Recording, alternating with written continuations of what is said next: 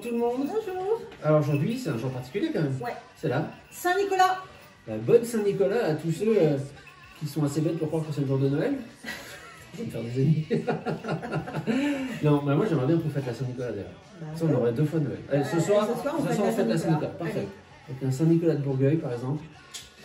Donc aujourd'hui, on attaque, on est rentré dans. On a dépassé la barre des 20 premiers. Peut-être qu'on peut faire un petit récap. C'est même pas au top 18, non, on est au top 19. On est d'après ma fiche, on est au top 19. Alors, rappelle-moi ce que tu as mis aux 5 premières places. C'est très très dur ce que tu me dis.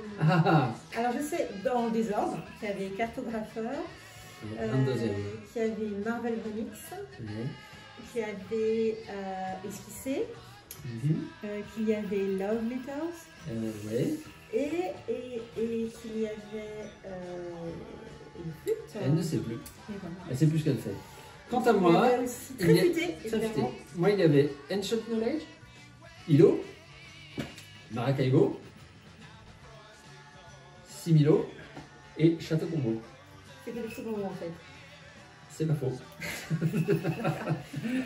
Alors, le 19e, j'y vais, c'est à moi de commencer aujourd'hui. Il me semble que c'est à moi de commencer aujourd'hui. Bonjour tout le monde. On n'a toujours aucun. Non. C'est assez rigolo. On fera qu'on compare quand même ce qu'on a mis parce que là je crois qu'on n'est vraiment pas d'accord en fait. Alors les où pour ce jeu qui figure à la 19e place du top des jeux que j'ai préférés, du top des jeux que j'ai préférés cette année, que je préfère aussi de manière générale. J'ai l'impression que je perds mes bois. Eh bien, je vais avoir besoin de ton aide. Ah. Parce qu'il est là-bas. Il n'est pas sur la table. D'accord. Et donc le jeu qui figure à la 19e place de mon classement, il s'agit de Settlement. C'est un jeu d'Alexander Nevsky chez iGames. Alexander Nevsky, c'est un auteur ukrainien. Bah alors, rien pour ça, il faut Exactement. mettre le Je te laisse faire Maryse. Moi, j'ai besoin de mes mains pour lire ma fiche. Settlement, c'est un jeu de placement d'ouvriers. Auquel je n'ai jamais joué. C'est vrai que Léo n'y a pas encore joué. Mais je brûle de te le faire découvrir parce qu'à 1, il est très bien et à mon avis, à 2, il doit marcher super bien. Un jeu de placement d'ouvriers dans lequel vous allez incarner un chef de village. Vous allez, à cet effet, devoir explorer la région dans laquelle votre village se situe. Vous allez devoir améliorer votre village en construisant divers bâtiments. Et à partir de là, vous allez placer vos ouvriers pour faire fonctionner telle ligne de bâtiment de votre village. Par exemple, vous allez faire fonctionner la fosse à argile, puis la bijouterie, ce qui va vous rapporter des points tout en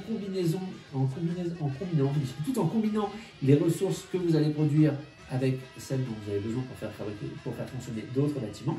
Vous allez pouvoir explorer et comment je dirais, labourer les. Enfin, pas labourer, c'est quoi le terme? Cultiver? Non. Exploiter. Vous allez pouvoir exploiter les régions que vous aurez découvertes lors de vos explorations et que vous aurez sécurisées. Alors, c'est un jeu qui coûte 40 € alors, quand il sort de chez l'éditeur, mais ne l'achetez pas à ce prix-là. Vous pouvez facilement le trouver d'occasion autour de 10-15 €. Et moi, je l'ai acheté tout neuf au prix de 12 €. Il est régulièrement soldé, il n'a pas dû bien se vendre. Et alors que vraiment, c'est un très bon jeu. Il y a à l'intérieur. Il est très lourd. Bah justement, alors, si tu fais bien de le signaler, soulève le couvercle, s'il vous plaît. Maryse, soulevez le couvercle. Plus personne ne sait qui est Maryse. Une blague de vieux, ça. Il y a une profusion de matériel. En bois. Vous avez des pions en bois, donc les ouvriers que vous devrez placer, les monstres que vous allez découvrir lors de vos explorations. Ça, c'est magnifique. Il y a des diamants roses, plein de ressources. Il y a des tuiles, quelques cartes. Alors le but du jeu, bon bien sûr, marquer le plus de points. Essayez d'attirer dans votre village des personnages illustres qui vous coûtent pas mal de ressources, mais qui vous apportent beaucoup de points de victoire.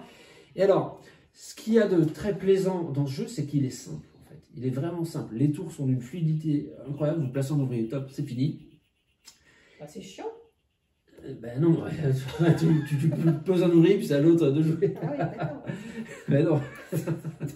C'est pas l'intérêt du jeu. Et la partie exploration amène beaucoup de surprises, parce que quand tu explores, déjà, tu vas retourner une tuile correspondant à l'endroit que tu es en train d'explorer, donc tu ne sais pas quel type de ressources déjà tu vas rencontrer. Et en plus, sur le terrain que tu es en train d'explorer, il peut se trouver un monstre.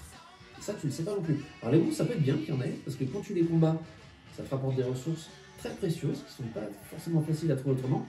En revanche, ils t'empêchent de procéder par la suite à l'exploitation des terrains que tu as découverts. Donc, à toi de placer le curseur où il faut entre combat de monstres et exploration et exploitation des terrains explorés. C'est un jeu qui est super plaisant. Je ne comprends pas pourquoi il est autant bradé. Mais vraiment pour 12 €, je vous jure, il n'y a pas de quoi se priver. Et les parties durent combien de temps? Non, je ne l'ai pas dit, mais elles sont annoncées pour 1 heure environ. Et je pense que ouais, ça tient très largement en 1 heure. On peut jouer à combien? On peut jouer à 1, on peut jouer à 2, on peut jouer à 3, et même on peut jouer à 4. Ok. En tout cas, elle est belle la boîte. La boîte est belle. Et bon. Donc ça, c'est pas un jeu qu'on peut emmener dans le train, par exemple. Si. Vous pouvez, mais il faut avoir beaucoup de place. Bon, et où? Alors, Amoué, quel est le jeu que tu as placé? Oh, j'allais clôturer la journée. Ah, j'ai oublié la... Bah oui, ça arrive toujours. Et ben moi, le jeu que j'ai placé en 19e position, c'est l'Orcana. L'Orcana. Alors là, Léo, tu sais qu'on va perdre des points là. Est-ce que tout le monde aime bien? Non, chaque fois que je fais une vidéo où j'ai l'Orcana, je me prends des pouces vers le bas. Je pense qu'il y a quelques spectateurs qui détestent ce jeu. Ben, nous, on l'a aimé. Enfin, toi, en tout cas, ouais, je l'aime. Voilà, c'est un jeu. Alors en fait, c'est un jeu qui se joue à 2 joueurs en moins de 30 minutes. Alors peut-être que ce qu'ils n'aiment pas, c'est que c'est le thème Disney et que du coup, c'est un peu du placement de produits, c'est possible. En fait, moi, je connais vraiment pas tous les... C'est vrai. Ben, non, mais j'essaie de sourire. Je ne connais pas tous les personnages, loin de là. En fait, c'est assez rigolo. Ce qui est assez rigolo, c'est qu'en fait, tu dois te construire ton deck. Et moi, ça, je suis pas super forte là-dessus. Donc, oui, bah, on l'a... Non, mais ce qui est drôle, c'est qu'en fait, tu as deux possibilités. Soit tu essayes d'avancer plus vite sur la piste, en fait, pour mettre des lores et être le plus bel, le plus grand illuminateur du royaume. Et du royaume, soit... enfin, en tout cas, de la paire de joueurs. Ouais, voilà.